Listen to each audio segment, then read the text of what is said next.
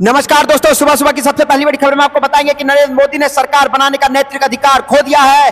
प्रधानमंत्री पद से इस्तीफा दे मोदी। पी चिदम्बरम का बेहती का हमला। जी हां दोस्तों, इसी प्रकार दूसरी बड़ी खबर में आपको बताएंगे कि यह जनादेश भाजपा के खिलाफ पीएम मोदी की नैतिक हार है। चुनावी नतीजों पर कांग्रेस अध्यक्ष मल्लिकार्जुन खड़गे का भाजपा सरकार पर बड़ा हमला। इसी प्रकार तीसरी बड़ी खबर में आपको बताएंगे कि बहुमत से चूकी भाजपा तो सुब्रमण्यम स्वामी ने दिखाया आईना, बता डाला पीएम मोदी की सबसे बड़ी गलती। जी हां दोस्तों, यहां पर बड़ी गलती भाजपा की सामने आ गई है। इसी प्रकार चौथी बड़ी खबर में आपको बताएंगे कि यूपी में भीतर घात के कारण हारी भाजपा, जीते और हारे नेताओं ने लगाया आरोप, हाई कमान को भेजा रिपोर्ट। जी हां दोस्तों, इसी प्रकार पांचवी बड़ी खबर में आपको बताएंगे कि गजब का सस्पेंस, फ्लाइट से उतरते ही नीतीश कुमार बोले सरकार तो बनेगा ही। उधर तेजस्वी ने कहा कि चाचा से नमस्कार हुआ, अब बात होगी। तो दोस्तों, यहां पर नीतीश कुमार आप किसी भी वक्त इंडिया गठबंधन में शामिल हो सकते हैं और केंद्र में इंडिया गठबंधन की सरकार बन सकती है और हो सकता है कि नीतीश कुमार ही प्रधानमंत्री बना दिए जाएं। जी हां दोस्तों,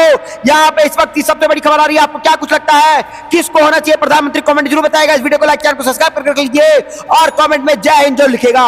रुक करते हैं पहली खबर की तरफ। नरेंद्र मोदी ने सरकार बनाने का नैतिक अधिकार खो दिया है, प्रधानमंत्री पद से इस्तीफा दे। यहां पर पी चिदम्बरम का बेहती का हमला। जी हां दोस्तों, यहां पर बड़ी खबर आ रही है कि पूर्व केंद्रीय मंत्री पी चिदम्बरम ने लोकसभा चुनाव के नतीजों के बाद भारतीय जनता पार्टी पर निशाना साधते हुए कहा कि नरेंद्र मोदी ने सरकार बनाने का अपना अधिकार खो दिया है और उन्हें फौरन प्रधानमंत्री पद से इस्तीफा दे देना चाहिए। तो दोस्तों, यहां पर बड़ी खबर आ रही है कि यहां पर पी चिदम्बरम ने भाजपा पर हमला करते हुए कहा है कि पीएम मोदी के नेतृत्व वाली सरकार बेरोजगारी और मूल्य वृद्धि की चुनौती से नहीं निपट सकी है। जी दोस्तों, इसका मतलब यह है कि बेरोजगारी का मुद्दा जो है और महंगाई का मुद्दा दो बड़े मुद्दे थे जिसको लेकर के अब की बार जनता ने वोट दिया है, जिससे निपटने के लिए भाजपा सरकार जो है वो नाकाम रही है। जी हां दोस्तों, 2024 के लोकसभा चुनाव में पड़े वोटों के गिनती के बाद भाजपा 272 बहुमत के आंकड़े से 32 सीटें पीछे रह गई। प्रधानमंत्री नरेंद्र मोदी ने तीसरी कार्यकाल हासिल कर लिया है, लेकिन भाजपा को अपने गठबंधन में अन्य दलों को यहां पर जेडीयू प्रमुख नीतीश कुमार और टीडीपी के प्रमुख चंद्रबाबू नायडू के समर्थन पर निर्भर रहना होगा। तो दोस्तों, अब की बार भाजपा सरकार जो है वो निर्भर पर सरकार बनेगी, क्योंकि जो 272 का जादुई आंकड़ा था उससे 32 सीटें पीछे रह गई है। जी दोस्तों, भाजपा, जिसके कारण इनको जो है नीतीश कुमार और यहां पर चंद्रबाबू नायडू के समर्थन पर निर्भर रहना पड़ेगा। अगर इन दोनों ने इसको भाजपा को समर्थन नहीं दिया तो यहां पर सरकार बनाना भाजपा के लिए मुश्किल हो जाएगा। तो दोस्तों, यहां पर चिदम्बरम ने सोशल मीडिया प्लेटफॉर्म एक्स पर किए पोस्ट में कहा, संसदीय लोकतंत्र की सर्वोत्तम परंपराओं में अपनी पार्टी को हार की ओर ले जाने वाले प्रधानमंत्री नरेंद्र मोदी के नेतृत्व से हट जाना चाहिए। भाजपा द्वारा जीती गई 240 सीटों उन पार्टी के लिए एक करारी हार है जो 303 सीटों के साथ चुनाव में उतरी थी और अपने लिए 370 सीटों का लक्ष्य रखा था। नरेंद्र मोदी ने सरकार बनाने का अपना अधिकार खो दिया है। तो दोस्तों, यहां पर कांग्रेस के बड़े नेता ने साफ साफ कह दिया है कि यहां पर नरेंद्र मोदी ने सरकार बनाने का नेतृत्व, यहां पर नैतिक अधिकार खो दिया है और प्रधानमंत्री पद से इस्तीफा दे देना चाहिए प्रधानमंत्री मोदी को। आपको क्या कुछ लगता है दोस्तों? कमेंट जरूर बताएगा। वीडियो को लाइक जो करेगा। रुक करते अगली खबर की तरफ। यह जनादेश भाजपा के खिलाफ पीएम मोदी की नैतिक हार, चुनावी नतीजों पर कांग्रेस अध्यक्ष मल्लिकार्जुन खड़गे का बड़ा वार। जी हां दोस्तों, यहां पर लोकसभा चुनाव 2024 के नतीजों को लेकर के कांग्रेस ने प्रेस कॉन्फ्रेंस किया, जिसमें पार्टी के राष्ट्रीय अध्यक्ष मल्लिकार्जुन खड़गे, कांग्रेस नेता सोनिया गांधी और राहुल गांधी भी मौजूद थे। कांग्रेस अध्यक्ष मल्लिकार्जुन खड़गे ने चुनाव के नतीजों पर कहा कि आज के नतीजे जनता के नतीजे हैं, यह लोकतंत्र की जीत है। हम विनम्रता से जनमत को स्वीकार करते हैं। आज के नतीजे मोदी जी के खिलाफ है, जनमत स्वीकार करते हैं। किसी दिल को बहुमत नहीं, यहाँ पर किसी दल को बहुमत नहीं मिला है, ये मोदी जी के नैतिक हार है। तो दोस्तों, यहाँ पर मल्लिकार्जुन खड़गे ने साफ साफ कहा है कि किसी भी दल को पूरा बहुमत नहीं मिला है। ये जो हार है, जो भाजपा को झटका लगा है, ये सब के सब मोदी जी की नैतिक हार है। तो दोस्तों, मल्लिकार्जुन खड़गे ने कहा कि इस चुनाव के दौरान इंडिया गठबंधन को परेशान किया गया, हमारी लड़ाई अंजाम तक नहीं पहुंची है। लोगों को यकीन हो गया था कि मोदी जी को एक और मौका मिला तो लोकतंत्र संविधान हमला यहाँ पर हमला होगा। और मल्लिकार्जुन खड़गे जब अपनी बात कर रहे थे उस समय सोनिया गांधी में थपथपाकर सहमति जता रही थी। दोस्तों, यहाँ पर बड़ी खबर आ रही है और यहाँ पर मल्लिकार्जुन खड़गे ने साफ साफ कहा कि इंडिया गठबंधन ने बहुत प्रतिकूल माहौल में चुनाव लड़ा, सरकारी मशीनरी ने कदम कदम पर अवरोध डाला, बैंक खाते सीज करने के लिए तमाम नेताओं के खिलाफ अभियान चलाया गया, फिर भी शुरू से अंत तक कांग्रेस पार्टी का कैंपेन यहाँ पर लड़ते रहे। हमने महंगाई, किसान, मजदूर में यहाँ पर बेरोजगारी, मजदूर की बदहाली, संविधान संस्थाओं का दुरुपयोग करने जैसे चीजों का मुद्दा बनाया और लोगों के बीच गए। तो दोस्तों यहाँ पर मल्लिकार्जुन खड़गे ने साफ साफ कहा है कि भाजपा जो है वो जनता के लिए काम कर ही नहीं रही थी और ये मोदी सरकार की नैतिक हाथ है मोदी जी की, इसलिए मोदी जी को आप सरकार नहीं बनाना चाहिए और प्रधानमंत्री पद से उनको नैतिक हार को स्वीकार करके इस्तीफा दे देना चाहिए। तो दोस्तों आपको क्या लगता है, आपकी बार किसको सरकार बनाना चाहिए, कौन होना चाहिए प्रधानमंत्री, कमेंट जरूर बताएगा। वीडियो को लाइक जरूर करिएगा। रुक करते हैं अगली खबर की तरफ। बहुमत से चूकी भाजपा तो सुब्रमण्यम स्वामी ने दिखाई आईना, बता दी प्रधानमंत्री मोदी की सबसे बड़ी गलती। जी हाँ दोस्तों, यहाँ पर बड़ी खबर आ रही है कि यहाँ पर लोकसभा चुनाव 2024 के परिणामों के बाद भारतीय जनता पार्टी के वरिष्ठ नेता ने प्रधानमंत्री नरेंद्र मोदी को लेकर के बड़ा बयान दिया है और यहाँ पर 6 बार सांसद रह चुके सुब्रमण्यम स्वामी ने 4 जून 2024 को बताया कि उनको ऐसी उम्मीद है कि नरेंद्र मोदी प्रधानमंत्री पद से इस्तीफा दे देंगे। जी हां दोस्तों, विराट हिंदुस्तान संगम की ओर से आयोजित ऑनलाइन चर्चा ज्ञान गंगा में भाजपा सदस्य ने पीएम मोदी को लेकर के भी अहम बातें कही हैं। तो दोस्तों यहां पर पॉल ऑफ मोदी और फ्यूचर राइज ऑफ भाजपा विषय पर बातचीत के दौरान सुब्रमण्यम स्वामी ने बताया कि नरेंद्र मोदी के साथ क्या प्रॉब्लम है। पैनल डिबेट के दौरान सुब्रमण्यम स्वामी ने कहा कि नरेंद्र मोदी ने बीजेपी को यहां पर स्टेबलाइज कर दिया रखा है और पार्टी के भीतर चुनाव नहीं होते हैं। तो दोस्तों यहां पर पोल खोल के रख दिया है सुब्रमण्यम स्वामी ने भाजपा की और सुब्रमण्यम स्वामी बोले कि नरेंद्र मोदी ने ऑटो क्रेडिट तरीके से सबको किनारे किया, उनके सिस्टम में साइको फैक्स यहां पर सरवाइव कर पाए। तो दोस्तों यहां पर साइकोफेज जो है वो भाजपा के सरकार में यहां पर सरवाइव कर पाए हैं। ये भाजपा के नेता सुब्रमण्यम स्वामी ने खुद कहा है और कहा है कि भाजपा नेता के मुताबिक यहाँ पे जनसंघ या जनता पार्टी में पहले चुनाव होते थे, हमें उसी सिस्टम पर लौटने की जरूरत है ताकि अच्छे लोग चुने जाएं। तो दोस्तों यहाँ पर वोट के द्वारा नेता चुने जाते थे, कौन क्या काम करेगा, कौन किस पद पे बैठेगा, इसके लिए वोटिंग होती थी। लेकिन अब भाजपा के जो लोग हैं जो उच्च स्तरीय पर बैठे हुए हैं वो चाहते हैं कि भाजपा को खत्म करके मोदी बनाना चाहते थे और यहाँ पर मोदी का नाम इतना बड़ा कर दिया था कि यहाँ पर जो है वो कार्यकर्ताओं से कुछ पूछा ही नहीं जाता था, ना कि वोटिंग होती थी, जिसके चलते ये हार हमें देखना पड़ा है। तो दोस्तों आपको जो भी लगता है कमेंट जरूर बताएगा, वीडियो को लाइक जो करेगा। रुक करते हैं अगली खबर की तरफ। यूपी में भीतर घाट के कारण हारी भाजपा, जीते और हारे नेताओं ने लगाया आरोप, हाईकमान को भेजेंगे रिपोर्ट। जी हां दोस्तों, यहां पर बड़ी खबर आ रही है कि उत्तर प्रदेश में बीजेपी के खराब प्रदर्शन के बाद अब पार्टी के भीतर जीते और हारे उम्मीदवारों ने आवाज उठानी शुरू कर दी है। उन्होंने यहां पर आस्तीन के सांप और गद्दार जैसे शब्दों का इस्तेमाल किया। ज्यादातर मंत्री चुनाव हार गए, जो जीते हुए बड़ी मुश्किल से जीत पाए हैं। ऐसे में सबसे अब यहां पर सबने अब पार्टी के भीतर के नेताओं पर ही ठीकरा फोड़ना शुरू कर दिया है। जी हां दोस्तों, यहां पर भाजपा के नेता ने भाजपा पर ही ठीकरा फोड़ना शुरू कर दिया है। उन्नाव में साक्षी महाराज हालांकि लगातार तीसरी बार जीते हैं, लेकिन उनकी जीत का अंतर काफी कम हो गया है। उन्होंने इसके लिए पार्टी के भीतर के कुछ गद्दार और आस्तीन के सांप को जिम्मेदार ठहराया है। साक्षी महाराज ने कहा कि कुछ तो कमियां रही होंगी, मैं कल्याण सिंह के समय से राजनीति कर रहा हूं, यूपी की 80 सीटों पर आना जाना रहा है। कुछ गद्दारों ने गद्दारी की है, जो आस्तीन के सांप बने हैं उनके लिए पार्टी समीक्षा करेगी। तो दोस्तों यहां पर भाजपा को हराने में अगर किसी का सबसे बड़ा रोल रहा है तो खुद भाजपा के नेताओं का रहा है, भाजपा के कार्यकर्ताओं का रहा है, क्योंकि यहां पर कुछ लोगों को ही यहां पर इंपॉर्टेंस दी गई भाजपा में। जो चुनावी प्रक्रिया पहले होती थी, जिसके कारण यहां पर लोग चुने जाते थे और जिसके कारण यहां पर जो है भाजपा जीतती थी, वो सारी प्रक्रियाओं को हटा दी गई। यहां पर 2-4 बड़े नेता जो चाहते थे वही होने लग गया था।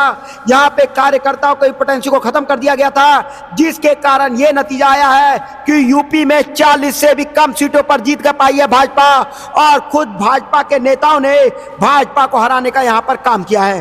तो दोस्तों यहां पर बड़ी खबर आ रही है और उत्तर प्रदेश में भाजपा को लग चुका है बड़ा झटका और अब की बार भाजपा हो सकता है सत्ता से बाहर हो जाए। आपको जो भी लगता है कमेंट जरूर बताएगा, वीडियो को लाइक जरूर करिएगा। रुक करता अगली खबर की तरफ। गजब का सस्पेंस, फ्लाइट में उतरते ही नीतीश बोले सरकार तो बनेगी, उधर तेजस्वी ने कहा चाचा से नमस्कार हुआ अब बात होगी। जी हां दोस्तों, यहां पर बड़ी खबर आ रही है, लोकसभा चुनाव के नतीजे घोषणा होने के बाद इंडिया गठबंधन की कल शाम दिल्ली में बैठक हो रही थी जिसमें अब आगे की रणनीति तय की जाएगी और इस मीटिंग में शामिल होने के लिए आरजेडी नेता तेजस्वी यादव फ्लाइट में चाचा नीतीश कुमार के साथ आए और दिल्ली पहुंचने पर तेजस्वी यादव ने संकेत दे डाले कि संभावना है कि गठबंधन केंद्र में सरकार बना ले। जी हां दोस्तों, यहां पर एक ही फ्लाइट में चाचा भतीजे दोनों साथ थे।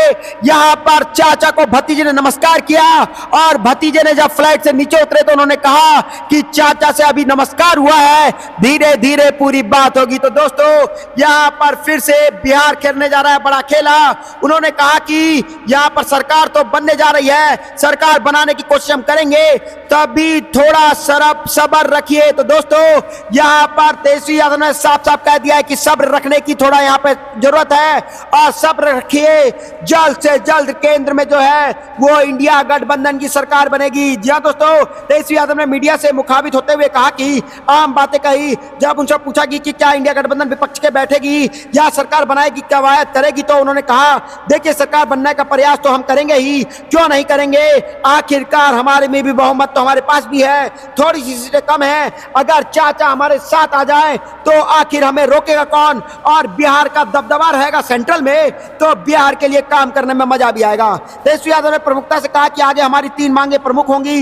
बिहार को विशेष राज्य का दर्जा दिलाया जाए, पूरे देश में जातीय जनगणना कराई जाए और हम लोग ने जो भी 75% आरक्षण की सीमा बढ़ाई थी उसे शेड्यूल लाइन में डाल दिया जाए। तो दोस्तों यहाँ पर 3 बड़े मुद्दे रख दिए हैं। तेजस्वी यादव ने कहा है चाचा से नमस्कार हो चुका है, अब बातचीत भी जरूर होगा, हम चाचा को प्रधानमंत्री बनाएंगे और बिहार का प्रधानमंत्री होगा तो बिहार के लिए अब की बार काम किया जाएगा। तो दोस्तों आपको क्या लगता है आपकी बार किसकी सरकार, कमेंट जरूर बताइएगा, वीडियो को लाइक जरूर करिएगा। रुक करते हैं अगली खबर की तरफ। अब प्रियंका गांधी वाड्रा भी जाएंगी लोकसभा, सूत्रों के मुताबिक सीट से लड़ सकती है चुनाव। जी दोस्तों, इस वक्त की सबसे बड़ी खबर आ रही है कि कांग्रेस का इरादा राहुल गांधी के बाद अब गांधी परिवार का दूसरा यहाँ पर चश्मो चिराग प्रियंका गांधी वाड्रा को सियासत के यहाँ पर मेन स्ट्रीम में पूरी तरह से लाने का लग रहा है। जी दोस्तों, सूत्रों के हवाले से बताया जा रहा है कि राहुल गांधी केरल की वायनाड सीट छोड़कर रायबरेली रखेंगे और वायनाड सीट से कांग्रेस अब प्रियंका गांधी वाड्रा को चुनाव लड़ा सकती है। जी दोस्तों, हालांकि राहुल गांधी ने वायनाड और रायबरेली सीट के बारे में मंगलवार को पूछे जाने पर कहा था कि आप इस बारे में फैसला नहीं किया है कि किस सीट से वे सांसद रहेंगे। लेकिन दोस्तों यहां पर अब बड़ी खबर आ रही है कि यहां पर प्रियंका गांधी वाड्रा ने 2024 के लोकसभा चुनाव के दौरान राहुल गांधी के साथ मिलकर जोरदार प्रचार प्रसार किया था। उन्होंने अखिलेश यादव की पत्नी डिंपल यादव के साथ पीएम नरेंद्र मोदी के संसदीय क्षेत्र बनारस में भी रोड शो किया था। जहां भी प्रियंका गांधी वाड्रा गई वहां उन्होंने मीडिया से खुलकर बात की। उन्होंने कांग्रेस और विपक्षी दलों के मुद्दों को भी जनसभा में सरगर्मियों से उठाया। अमेठी में उन्होंने स्मृति ईरानी को चुनौती दी और वह प्रियंका गांधी के किशोरी लाल शर्मा को जीत दिला दी। जी हां दोस्तों, यहां पर ऐसे में प्रियंका गांधी ने दिखा दिया कि वह कांग्रेस को आगे बढ़ाने में जबरदस्त काम कर रही हैं और कांग्रेस के लोग पहले से ही उनमें पूर्व पीएम इंदिरा गांधी की छवि देखते हैं। तो दोस्तों यहाँ पर बड़ी खबर आ रही है और प्रियंका गांधी ने अपनी मां सोनिया गांधी के संसदीय क्षेत्र रायबरेली से सियासत में कदम रखा था। वह सोनिया गांधी के प्रतिनिधि के तौर पर रायबरेली जीती थी और फिर उनको कांग्रेस ने महासचिव बनाया और यूपी का प्रभार भी दे दिया था। यूपी में कांग्रेस महासचिव प्रभार रहने के दौरान प्रियंका गांधी वाड्रा ने कोई खास असर तो नहीं डाल सकी, लेकिन हाल के लोकसभा चुनाव में प्रियंका गांधी वाड्रा ने खूब दम लगाया और उनका असर भी देखने को यहां पर मिल रहा है। तो दोस्तों यहां पर प्रियंका गांधी के लिए बड़ी खबर आ रही है और यहां पर अब प्रियंका गांधी वाड्रा को भी लाया जाएगा लोकसभा में और सूत्रों के मुताबिक लड़ सकती हैं वायनाड सीट से चुनाव। जी दोस्तों, यहां पर अभी सूत्रों के हवाले से पता लगा है, आगे देखिए क्या होता है, हम आपको पल पल की खबर बताएंगे। उससे पहले आप प्लीज वीडियो को लाइक चैनल को सब्सक्राइब करके रख लीजिए। रुक करते हैं अगली खबर की तरफ। 7 राज्यों में नहीं खुला भाजपा का खाता, 4 केंद्र शासित प्रदेश में भी जीरो। जी हाँ दोस्तों, यहां पर लोकसभा चुनाव के परिणाम आ चुके हैं। अब की बार 400 पार का नारा देने वाली भाजपा को इस चुनाव में बड़ा झटका लगा है। पार्टी अपने बूते पर बहुमत हासिल करने से चूक गई। पिछले 2 लोकसभा चुनाव में मुकाबले इस साल पार्टी का सबसे खराब प्रदर्शन रहा है। पार्टी इस बार महज 240 पर सिमटती हुई नजर आई। वहीं पिछले चुनाव में पार्टी ने अपने बूते पर 303 सीटें जीती थी। हालांकि एनडीए के अन्य सहयोगियों के साथ मिलकर पार्टी एक बार फिर से केंद्र में सरकार बनाने की स्थिति में है। खास बात है कि देश के 7 राज्य और 4 केंद्र शासित प्रदेश में पार्टी पूरी तरीके से साफ हो गई है। जी हाँ दोस्तों, इस बार चुनाव में भाजपा को सीटों के साथ ही वोट शेयर में भी झटका लगा है। पार्टी इस बार लगभग 240 सीटें पर जीत हासिल करती नजर आ रही है। वहीं पिछले चुनाव में पार्टी ने 303 सीट यहां पर जीत हासिल की थी। 2014 के चुनाव में पार्टी ने अपने बूते पर 282 सीटों का आंकड़ा छू लिया था और इस बार पार्टी को 36.61% वोट मिले हैं। वहीं साल 2019 में पार्टी को यहां पर 37.70 था। हालांकि पार्टी ने साल 2014 में 31% वोट हासिल किया था। तो दोस्तों यहां पर भाजपा को बड़ा झटका दिख रहा है लगता हुआ, क्योंकि पिछले 2 बार के कार्यकाल में भाजपा ने अपने बूते पर सरकार बनाई थी, लेकिन अब की बार भाजपा 240 सीटें भी क्रॉस नहीं कर पाई है और 7 राज्यों में भी भाजपा ने अपना खाता तक नहीं खोल पाई। जी हां दोस्तों, आपने सही सुना, 7 राज्य में एक भी सीट भाजपा नहीं जीत पाई और 4 केंद्र शासित प्रदेश में भी इनको 0 सीटें मिली है। जी हां दोस्तों, यहां पर बड़ी खबर आ रही है, भाजपा को झटका हुआ यहां पर लग चुका है, यहां पर लग चुका है और यहां पर 7 राज्य और 4 केंद्र शासित प्रदेश में 0 सीट। जी हां दोस्तों,